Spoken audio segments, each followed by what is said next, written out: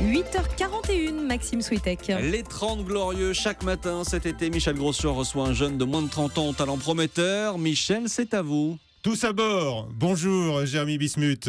Bonjour Michel. Alors avec vous ce matin, on hisse la grand voile ou bien on lâche la puissance des moteurs du hors-bord? Les deux sont possibles. Les deux sont possibles. Vous êtes plutôt un homme de la mer ou bien des voies navigables? Plutôt de la mer. Vous êtes plutôt de la mer. Alors cette présentation rapidement faite, Jérémy, on va dire votre âge encore. 28 ans. Vous avez 28 ans, vous allez nous présenter votre idée. Donc vous avez créé une start-up qui s'appelle Click and Boat. Vous n'auriez pas pu trouver une formule française équivalente? Click, ok. Oui, mais même click bateau, ça aurait pas été très drôle. Alors que click and boat, ça parle à tout le monde. Ça fait rire les Anglais parce que c'est pas parfait en termes d'anglais et les Français s'en souviennent. Alors l'idée est laquelle?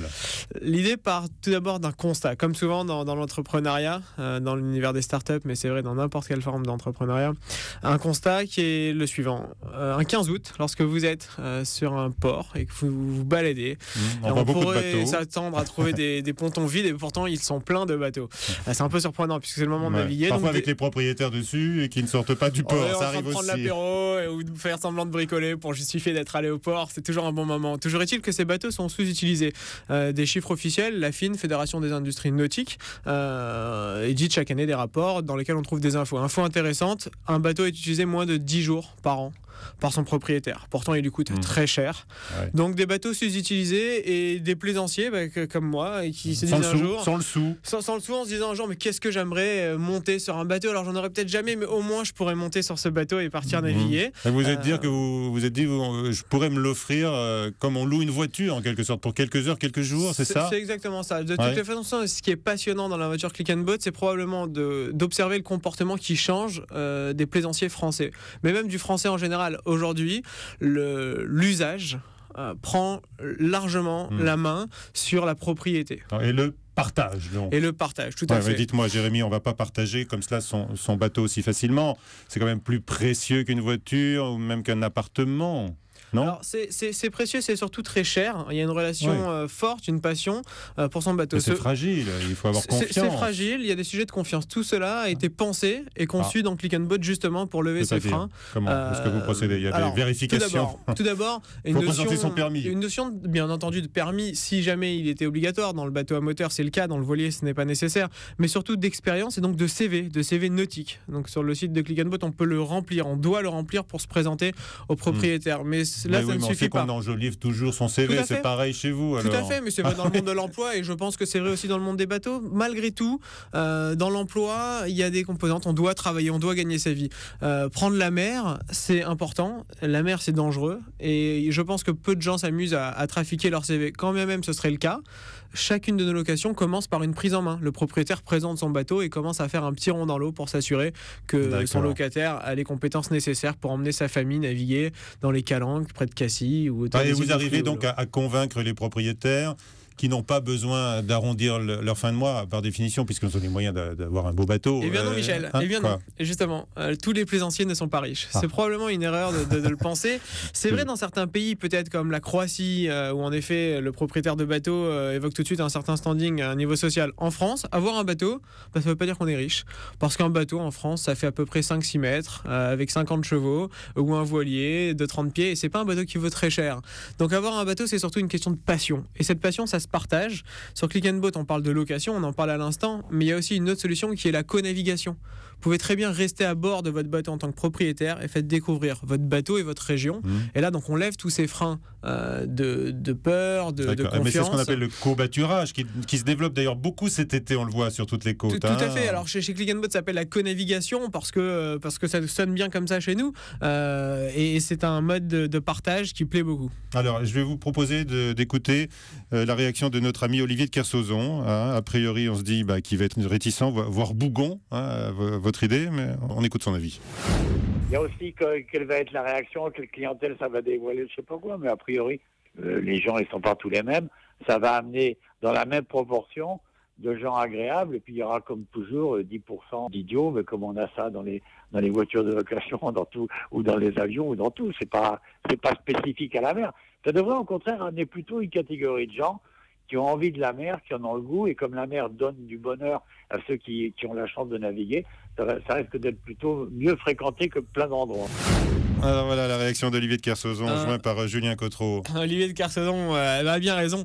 Et pour cela, le plus simple est de prêter attention aux évaluations et aux commentaires qui sont laissés par nos clients.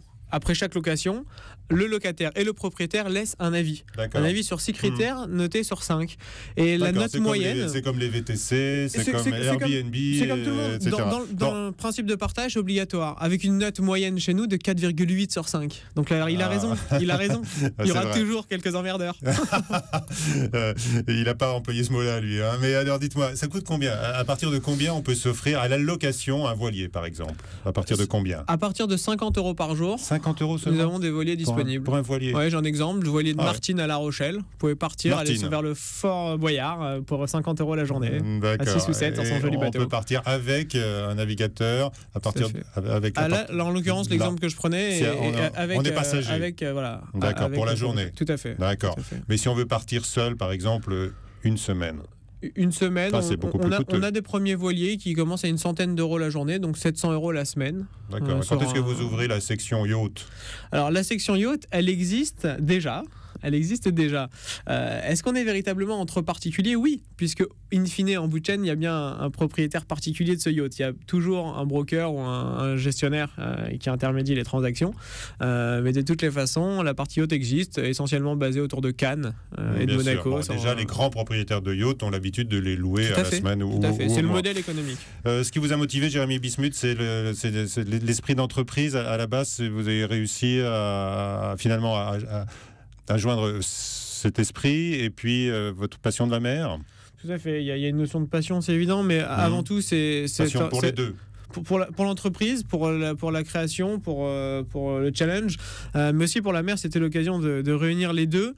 Mais c'est surtout ce constat d'ouvrir en fin de compte le monde de la mer, de le rendre plus accessible et de donner une solution aux propriétaires qui aujourd'hui sont de moins en moins nombreux.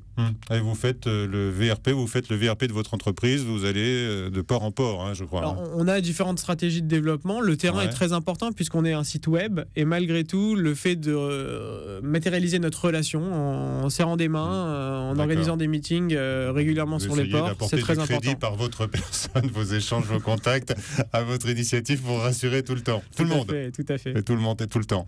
Une citation, vous avez une citation pour conclure cet entretien, Jérémy Bismuth.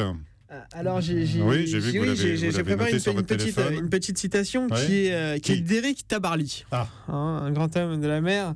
Et justement, s'il fallait mêler mer, passion et justement entrepreneuriat, j'ai trouvé cette citation intéressante, je vous la lis.